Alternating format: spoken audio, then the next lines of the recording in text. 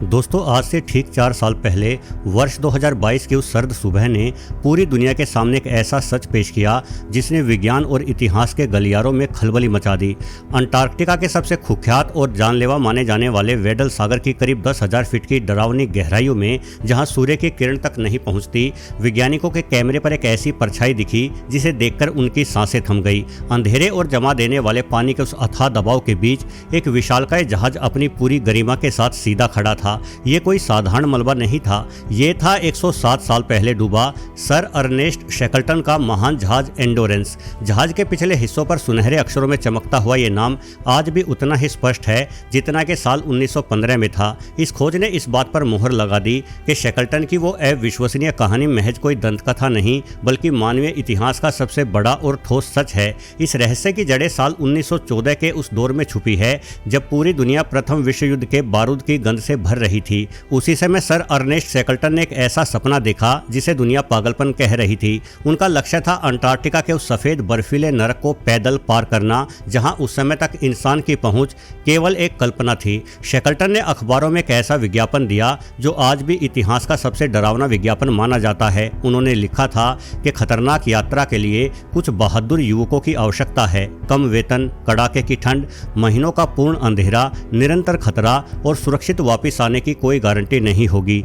लेकिन सफलता मिलने पर सम्मान और गौरव दोनों मिलेंगे। इस विज्ञापन की भाषा जितनी रहस्यमयी थी, उसका असर भी उतना ही गहरा हुआ। हजारों लोग इस मौत के निमंत्रण की ओर खींचे चले आए, जैसे कोई अदृश्य चुंबकीय शक्ति उन्हें पुकार रही हो।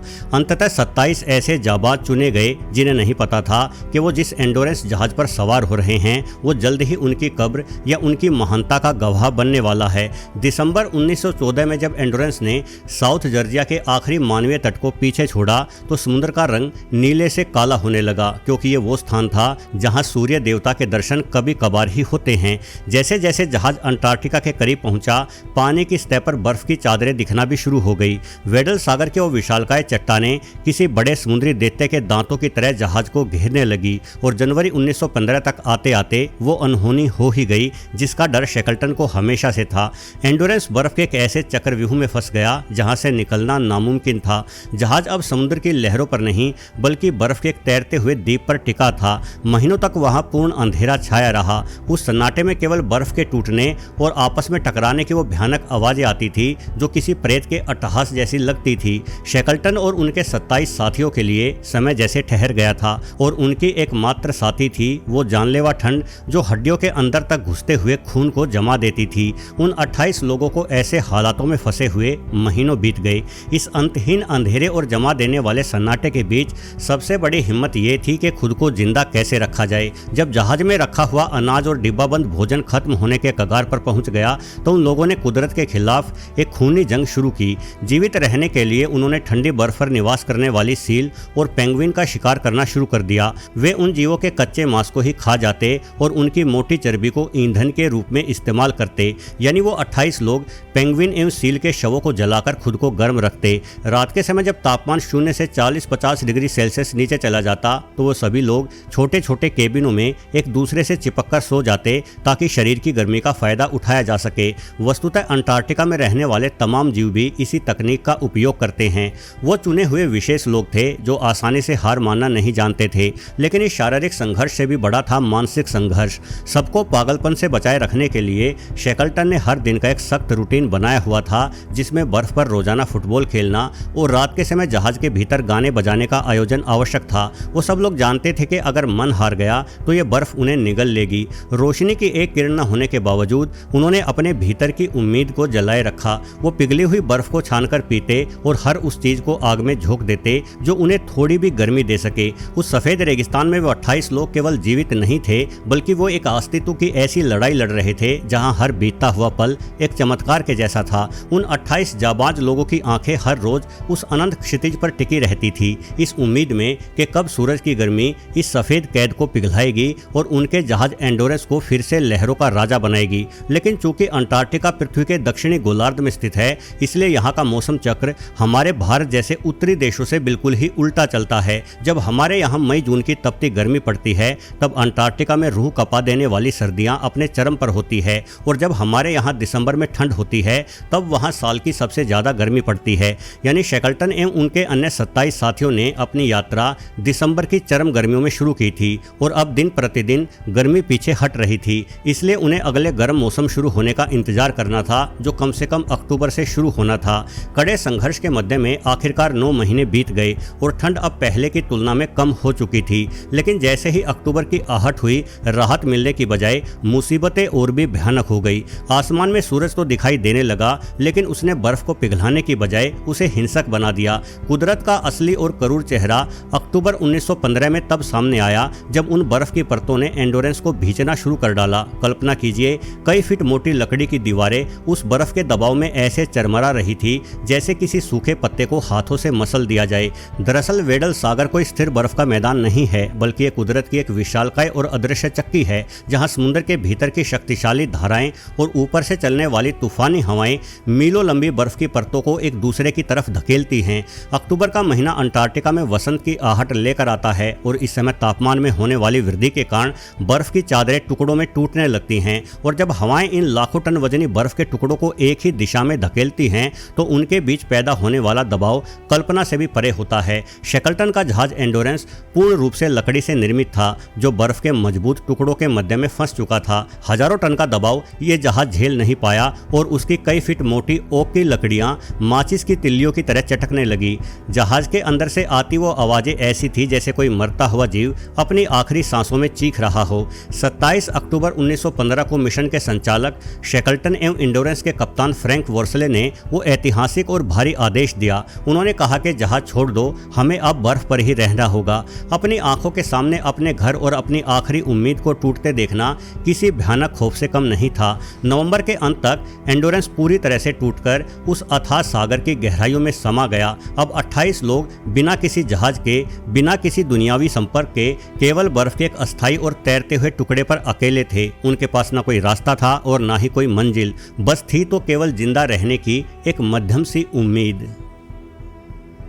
दोस्तों, यहाँ इस कहानी का वो सबसे बड़ा और ऐतिहासिक सबूत उभरता है जिसने इस दास्तान को अमर बना दिया। फोटोग्राफर फ्रैंक हर्ले की वो दुर्लभ तस्वीरें। जब जहाज धीरे धीरे बर्फ के दबाव में समा रहा था तब हर्ले ने अपनी जान की परवाह ना करते हुए उस ठंडे और जानलेवा पानी में डुबकी लगाई। उन्होंने उन कांच के नेगेटिव प्लेट्स को बचाया जिन्हें उन्होंने महीनों की मेहनत से तैयार किया था। उन तस्वीरों में आप आज भी देख सकते हैं कि कैसे वो जहाज एक मरे हुए कंकाल की तरह बर्फ में फंसा हुआ है और कैसे वो 28 लोग उस वीराने में अपनी जिंदगी की जंग लड़ रहे हैं। शेकल्टन और फोटोग्राफर हर्ले जानते थे कि अगर इन तस्वीरों को दुनिया नहीं देखेगी तो कोई भी उनकी इस लड़ाई पर यकीन नहीं करेगा। आज वो तस्वीरें केवल इतिहास नहीं बल्कि उस साहस का जीता जागता प्रमाण है जिसे हर कोई सलाम करता है। वैसे अपना जहाज खोने के बाद उन 28 लोगों का संघर्ष किसी भी इंसान की कल्पना से परे है। वो लोग पेंगुइन और सील के खून को चाय की तरह पीते थे ताकि शरीर को गर्मी मिल सके।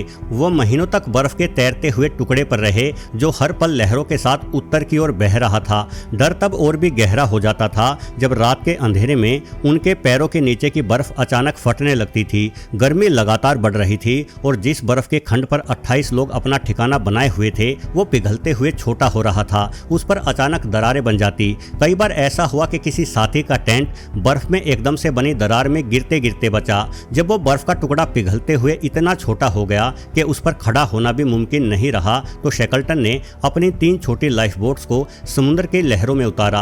वो सफर दुनिया के सबसे खतरनाक समुद्री रास्ते ड्रेक पैसेज से होकर गुजरना था। बिना किसी छत के, बिना किसी बिस्तर के वो लोग हफ्तों तक उन नावों में नमक के पानी और बर्फ की बौछारों के बीच संघर्ष करते रहे। एवं जब वो लोग आखिरकार एलिफेंट आइलैंड के तट पर पहुंचे तो उनकी हालत जिंदा लाश के जैसी थी। उनके चेहरों पर नमक की परतें जमी हुई थी और उंगलियां ठंड से गल चुकी थी। लेकिन शेकल्टन को पता था कि यह टापू भी उनकी कब्रगाह बन सकता है क्योंकि यहाँ से कोई भी रेस्क्यू जहाज उन्हें कभी ढूंढ नहीं पाएगा। इसलिए उन सभी लोगों ने एक फैसला किया जिसे आज भी लीडरशिप का सबसे बड़ा सबक माना जाता है। असल में उन लोगों ने अपनी सबसे छोटी नाव जेम्स केयर्ड को समुद्र में उतारा और शेकल्टन अपने 5 साथियों के साथ 1300 किलोमीटर दूर साउथ जॉर्जिया के लिए निकल पड़े, जबकि शेकल्टन के बाकी के 22 साथी एलिफेंट आइलैंड पर पीछे ही छूट गए। 20 फीट की उस छोटी सी नाव और अंटार्कटिका की 60 फीट ऊंची लहरों के बीच वो जंग 16 दिनों तक चली। उस नाव का नेतृत्व कप्तान फ्रैंक वर्सले कर रहे थे, जो कोई साधारण कप्तान नहीं थे।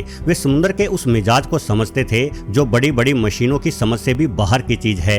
वर्सले बिना सोए रात एवं दिन सही दिशा जानने के लिए तारों की गणना करते रहे। उन 16 दिनों के नर्क जैसे सफर में वार्सले को केवल 4 बार सूर्य की धुंधली सी झलक मिली। जब भी सूर्य बादलों के बीच से एक सेकंड के लिए भी झांकता, वर्सले अपनी जमी हुई उंगलियों से डायरी उठाते और उस उछलती हुई नाव पर रीडिंग लिखना शुरू कर देते। नाव इतनी तेजी से हिल रही थी कि वर्सले को 2 लोग पकड़कर रखते थे ताकि वो डायरी एवं पेन पकड़े हुए समुद्र में ही ना गिर जाएं। वर्सले के पास गणना करने के लिए कोई टेबल या कंप्यूटर नहीं था, बस एक गीली डायरी और ठिठुरते हाथों से वो गणित के कठिन समीकरण हल करते और अपने रास्ते को बिल्कुल सही रखते। विज्ञान और समुद्री दुनिया के जानकार आज भी हैरान हैं कि फ्रैंक वर्सले ने बिना किसी आधुनिक यंत्र के केवल तारों और एक छोटी सी डायरी की मदद से उस द्वीप यानी साउथ जॉर्जिया का सटीक रास्ता भला कैसे ढूंढ लिया।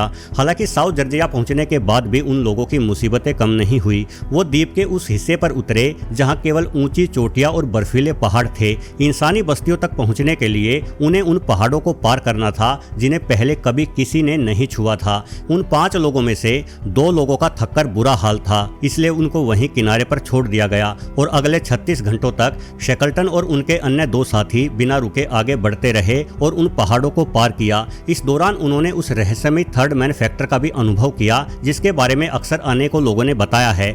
दरअसल थर्ड मैन फैक्टर एक ऐसा रहस्यमयी और रोमांचक अनुभव है जिसे अक्सर मौत के मुंह से वापस लौटने वाले लोग महसूस करते हैं। इस फैक्टर के अनुसार कोई अदृश्य शक्ति मुसीबत में फंसे लोगों के साथ हो लेती है और उनका हौसला बढ़ाती है एवं उन्हें सही मार्ग दिखाती है। ये शक्ति किसी इंसान या जानवर के रूप में हो सकती है जो मुसीबत में फंसे लोगों को मंजिल तक पहुंचाकर फिर गायब हो जाती है।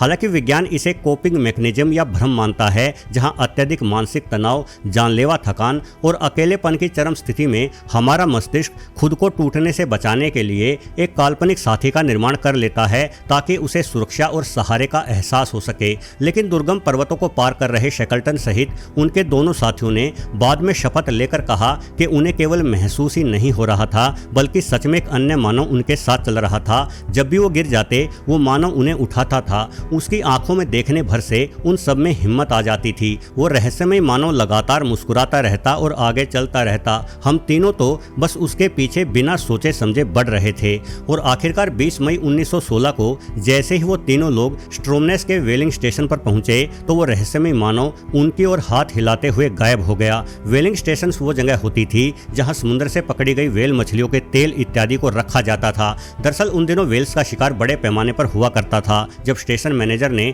वेलिंग स्टेशन पर खड़े उन गंदे फटे कपड़े वाले और भयानक दिखने वाले तीनों लोगों से उनका नाम पूछा तो शेकल्टन ने जवाब दिया कि मैं अर्नेस्ट शेकल्टन हूँ। ये सुनते ही मैनेजर हक्का बक्का रह गया। पूरी दुनिया जिन्हें मरा हुआ मान चुकी थी वो लोग साक्षात उनके सामने खड़े थे। शेकल्टन ने एक पल भी आराम नहीं किया और तुरंत अपने उन 22 साथियों को बचाने के लिए जहाज की मांग की जो एलिफेंट आइलैंड पर अपनी आखिरी सांसें गिन रहे थे। दोस्तों, शेकल्टन को जल्द ही सहायता मिल गई। उन्होंने सबसे पहले एक व्हेल पकड़ने वाले जहाज द सर्दर्न स्काई की कमान संभाली, लेकिन मई का महीना होने के कारण दक्षिणी गोलार्ध में सर्दियां अब फिर से अपने चरम पर थी। किनारे से कुछ ही मील दूर अंटार्कटिका की उस जिद्दी बर्फ ने एक ऐसी अभेद्य सफेद दीवार खड़ी कर दी जिसे पार कर पाना किसी भी जहाज के लिए नामुमकिन था और उन्हें भारी मन से वापिस लौटना पड़ा। दूसरे प्रयास में शेकल्टन ने उरुग्वे की सरकार से मदद मांगी और वो एक शक्तिशाली बचाव जहाज के साथ निकले। लेकिन इस बार बर्फीले तूफानों और समुद्र के खौफनाक मिजाज ने उस विशाल जहाज को भी किसी छोटे तिनके की तरह पीछे धकेल दिया। मानो अंटार्कटिका खुद उन 22 लोगों को अपने आगोश से बाहर ही नहीं आने देना चाहता था। फिर तीसरा प्रयास शुरू हुआ। इस बार उन्होंने एक छोटी लेकिन मजबूत नाव एम्मा के जरिए बर्फ पार करने की कोशिश की, लेकिन कुदरत जैसे एक क्रूर खेल खेल रही थी। भारी बर्फ की मोटी चादरों के साथ ही इंजन की तकनीकी खराबी ने उन्हें तीसरी बार भी फिर से तट पर वापस लौटने को मजबूर कर दिया। हर बार की असफलता शेकल्टन के दिल पर किसी गहरे और अनसुने घाव की तरह लग रही थी और दुनिया ने यह मान लिया था कि अब बहुत देर हो चुकी है। अब तक वो सभी जाबाज अंटार्कटिका की बर्फ में हमेशा के लिए दफन हो चुके होंगे, लेकिन शेकल्टन की जिद उस महाद्वीप की कठोर बर्फ से भी ज्यादा मजबूत और फौलादी थी। उन्होंने हार शब्द को अपने शब्दकोश से ही मिटा दिया एवं 25 अगस्त 1916 के दिन चौथी बार चिली के एक पुराने स्टीम टग जो कि भाप के इंजन से चलने वाली छोटी किंतु मजबूत नाव होती है के साथ शेकल्टन फिर से मौत के उस बर्फीले रास्ते पर निकल पड़े और इस बार कुदरत को भी उनके अटूट साहस के आगे अपना सर झुकाना पड़ा। 23 अगस्त 1916 को जब शेकल्टन का स्टीम टग एलिफेंट आइलैंड के करीब पहुंचा तो माहौल में एक अजीब सा सन्नाटा था। शेकल्टन डर रहे थे कि कहीं वो बहुत देर तो नहीं कर चुके हैं। जैसे ही टापू करीब आया उन्होंने दूरबीन से देखा कि कुछ साएं किनारे की तरफ भाग रहे थे। उन्होंने एक एक करके सबको गिना और जब संख्या 22 पर पहुंची तो उनकी आंखों से वो आंसू निकले जो 2 साल के नर्क में भी नहीं निकले थे। उस पूरी यात्रा में जहाज डूबने, बर्फ पर रहने और नावों के सफर के बावजूद शेकल्टन ने अपने एक भी आदमी को मरने नहीं दिया था। ये मानवीय इतिहास का वो चमत्कार है जो साबित करता है कि अटूट विश्वास और सही नेतृत्व मौत को भी हरा सकता है। दोस्तों, साल 2022 में एंडोरेंस के मलबे की खोज हुई जिसने इस पूरी दास्तान को एक नई ऊंचाई दी है। वैज्ञानिकों ने पाया कि अंटार्कटिका के उस हिस्से का पानी इतना ठंडा है कि वहां लकड़ी को नष्ट करने वाले बैक्टीरिया और कीड़े जीवित ही नहीं रह सकते। यही वजह है कि 100 साल बाद भी वो जहाज समुद्र के नीचे एक मंदिर की तरह सुरक्षित है। आज भी जब हम उस मलबे की तस्वीरें देखते हैं तो ऐसा लगता है जैसे समय ठहर गया है और शेकल्टन की आवाज आज भी उन बर्फीली हवाओं में गूंज रही हो। ये केवल एक जहाज के डूबने की कहानी नहीं है बल्कि ये उस मानवीय जज्बे की कहानी है जो कभी हार नहीं मानता। अर्नेस्ट शेकल्टन और उनके 27 साथी आज भी हमें याद दिलाते हैं कि जब तक आपके अंदर एंडोरेंस यानी सहनशीलता है तब तक दुनिया की कोई भी ताकत आपको हरा नहीं सकती। वीडियो देखने के लिए आपका बहुत बहुत धन्यवाद।